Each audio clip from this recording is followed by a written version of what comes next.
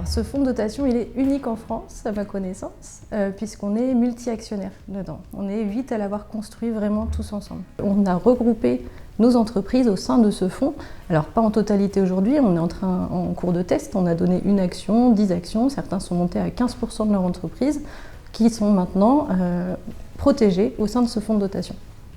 Alors la fondation actionnaire, dans notre cas très particulier du fonds multi-actionnaire, je la trouve extrêmement rassurante puisque là on vient de passer une période difficile, Covid, etc., avec des chiffres en baisse et on était vraiment là pour s'entraider. Biopérennis a vocation à grandir. En fait, la genèse vraiment du projet, c'est ces passations de très belles entreprises de la bio aux mains du conventionnel. Et on veut vraiment contrer ça, on veut que la bio reste forte ensemble et continue à bien progresser.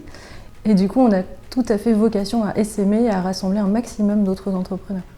Les fondations actionnaires sont pour nous un modèle vraiment vertueux dans le sens où ils ne mettent pas à risque l'entreprise. Il va éviter le futur repreneur de tenter de partir sur un biais ou sur un autre pour des raisons financières. On règle cette question-là une bonne fois pour toutes. Pour ce qui est du partage de la valeur, chez Biopérennis, on a une particularité, c'est qu'aucun d'entre nous ne reversons de dividendes. Et aujourd'hui, on fonctionne avec des dons de chacun d'entre nous au sein du fonds et on voudrait aller chercher d'autres financements. Oui, on a rejoint Defacto avec grand plaisir puisque Profil nous a accompagnés dès le début du projet, sinon on ne s'en serait jamais sorti, je crois, donc merci beaucoup pour ça.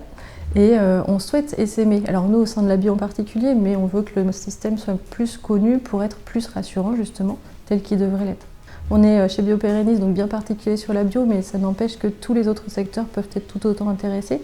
Ça sanctuarise le capital une bonne fois pour toutes, donc c'est rassurant pour l'entrepreneur qui a porté ce projet pendant tellement d'années et qui veut le voir perdurer le plus longtemps possible évidemment.